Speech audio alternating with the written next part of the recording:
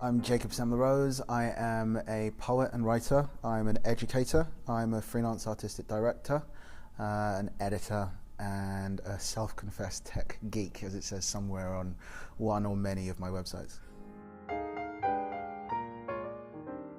I was always interested in technology. I had some of the earliest home computers that you could get, thanks to my mother. I had an Amstrad 464, a Commodore VIC-20.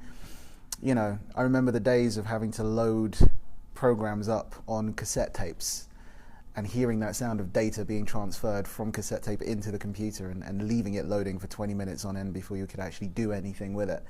I was always interested in those days with computers as just gadgets, toys, really, just things to play around with. And you know, what is it that they could be capable of? Wasn't really 100% sure. Was just interested in playing around and seeing what they could offer.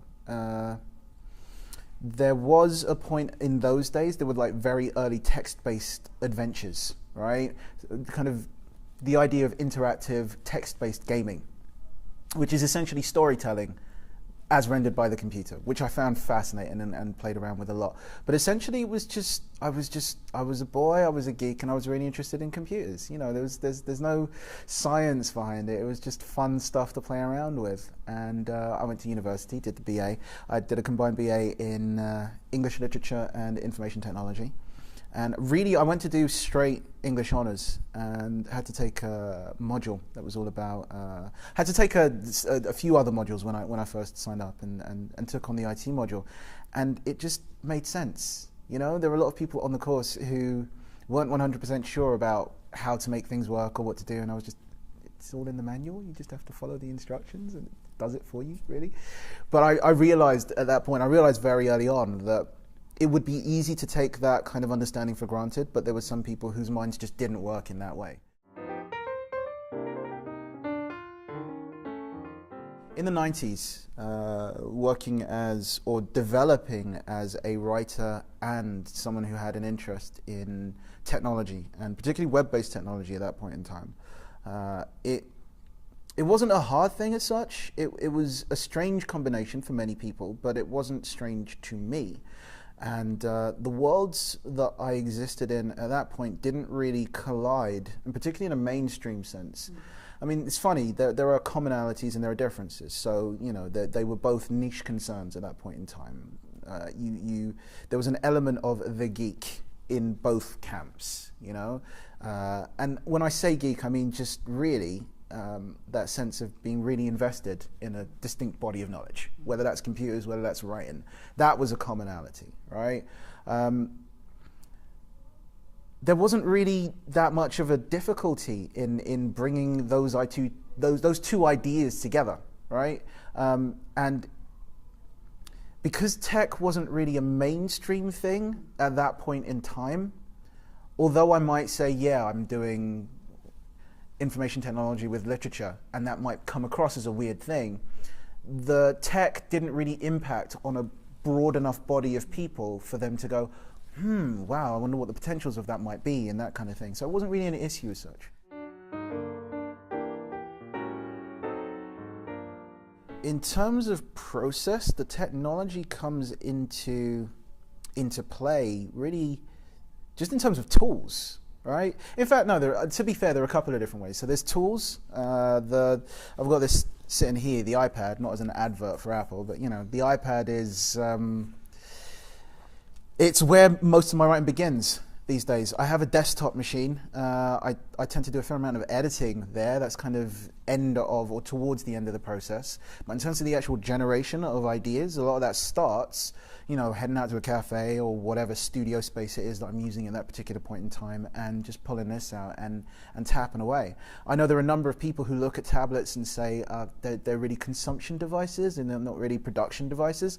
I always, you know, your mileage may vary, but for me personally, a tablet is a beautiful alternative computer. It's something you can take everywhere. It's light enough that it doesn't have, you know, an imprint or a particular impact in terms of the weight that you have to carry around. You can put it in your bag and just run off with it. And and you can get so much done. In terms of as a writer, it's a brilliant tool. It's a brilliant replacement for a notebook or anything like that, right?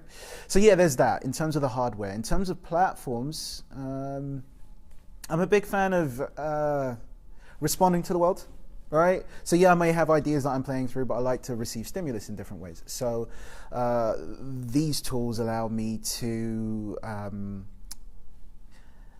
feed upon information that's incoming. So for example, having subscriptions via Tumblr, having RSS subscriptions and RSS readers. There are a number of different app-based and web-based services that learn the things that you're particularly interested in and then serve up further articles or essays or whatnot along those lines. And I'm a big fan of using those and challenging myself to respond to some of that material that's incoming. Okay, so there are questions around tools and technology being counterintuitive to the process of creating things, right? But I love tools like Evernote, like even hacking things like WordPress, and using them in different ways that actually support what it is that you do as a creative. So for example, Evernote is basically a note-taking application, right? You store information. It's kind of like a digital shoebox. You can throw everything in there and then you can pull things out as necessary. One of the beautiful recent innovations with Evernote is this facility to call up notes that are related to a note that you're currently viewing, right? So you'll click on a specific note and at the bottom of that note view, Evernote will say, okay, seeing as you're looking at this, you may have forgotten about these other 3 notes that are in some way related. And there's an algorithm that, you know, pulls things up in terms of keywords and tags and information that's actually contained within the note, right? And I love that in terms of discovery. As a writer, there is a lot of mulching that happens. There's a lot of gathering. I'm a hoarder of information, right? There's a lot of that goes on. You know, you pull in articles, you archive and stockpile your own ideas, right? And yeah, I know that I'm in a good place when I have more ideas than I currently have the time to work on. Yeah, it's nice to know that there's always this stock stretching back that I can at any point dive into. The thing with Evernote and tools like it is that ability to have something, or that functionality rather than ability, that functionality that actually puts things right in your eye view when you were least expecting them, for you to go, actually, wow, I'd forgotten about that, but that's really interesting. And that link that this tool has made between these 2 different items may not have been a link that I would have consciously thought about, but now that link has been established, I can see, oh, there's a really interesting idea that comes out in between these. Oh yeah, okay, great, let me work with that, yeah? Yeah, talking about tools like WordPress, I mean, WordPress is essentially a blog platform, right? It's a content management system. But I'm really interested in hacking tools like that and taking things that have one intended purpose and pushing them towards another intended purpose. And that's kind of a methodology that goes kind of way back in terms of things that I was brought up on, like remix culture, like that whole kind of digging in the crates kind of way of working, taking original items and then fashioning new things out of them. So with something like WordPress, you can use it as your own notebook, and I have a couple of WordPress blogs, self-installed WordPress blogs. So there's a difference. There's WordPress.org and WordPress.com. And WordPress.org, you can download the software. It's open source. You can put it on your own server, and then you can do wild and crazy things with it. And there are a number of different plugins that you can install to make it work in various different ways. And one of the things that I've done is taken a series of different WordPress blogs and used them as different notebooks. And there's a related posts plugin.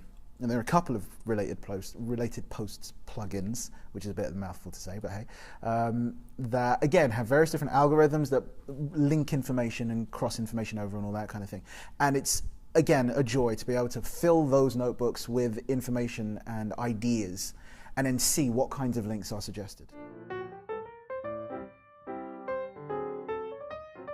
I think in terms of people who are afraid of technology, particularly facing creative process and writing, I think there are a couple of different issues to bear in mind. One, again, YMMV, your mileage may vary, right? The way that you use technology may well be different from the way that I use technology. As long as you get the thing that you want to do done, then that's the bottom line, right? Two, in terms of the importance of technology, I think it behooves all of us to, even if we're not making use of the technology, just to be aware of the potential positive impacts and how things work. So you can reject it from an informed stance. Not just, I don't like that because that's some weird stuff, but I don't like that because I know what my process is, and I know that what's currently available doesn't work with my process. So I totally appreciate what's going on out there in the world, but I'm happy doing things the way that I do things, right? Three, I think there's a large amount of fear. There's a large amount of, this is just the new thing. There's a whole meme around different generations of people who deal with technology and deal with writing and technology and whatnot, right? And digital natives and digital migrants and all that kind of thing. And there's a sense of comfort and discomfort in terms of technology, right? And I think that there is a challenge for us all, regardless of when we were born, in relation to the technology that's currently available and the technology that's on the horizon. I think there's a challenge for us all to attempt to appreciate what's there and to get over the basic fear of the new, right? Because that's what it is a lot of the time when it comes to people's responses to technology and people's suggestions that technology is actually a negative thing, right? It's technology, and the kind of technological tools and platforms that we're talking about here, many of them are just tools, right?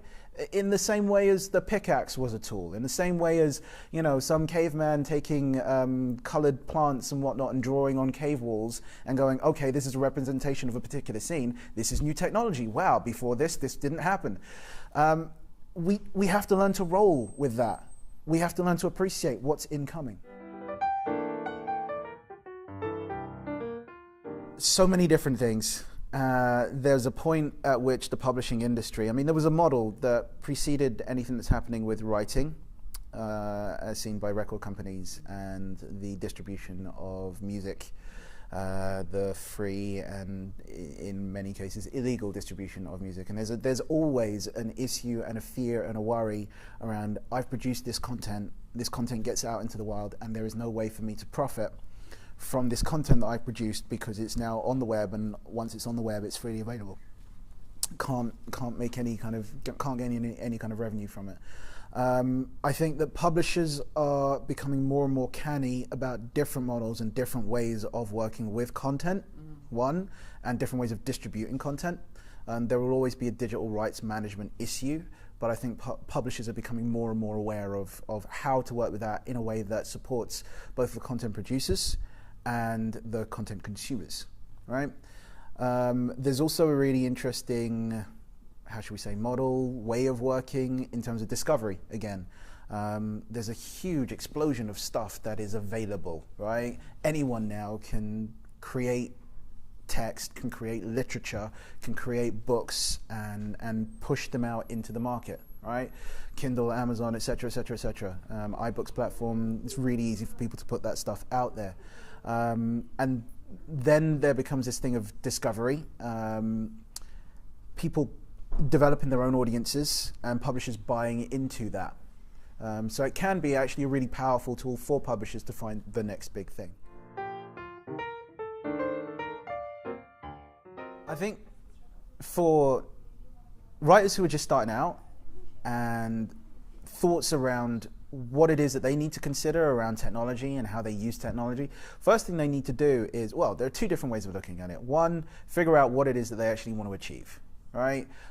There's so much stuff out there, so many different things that you can play around with. Are you talking about simply promoting your work? Are you talking about an innovative working practice? Right? Are you talking about creating or finding a community of like-minded writers and readers who can support your development? There's so many different things, so many different angles you can kind of burrow into technology through or with, that it's generally a good idea to have a thought about what it is that you want to gain from these tools or how it is that you want to use them.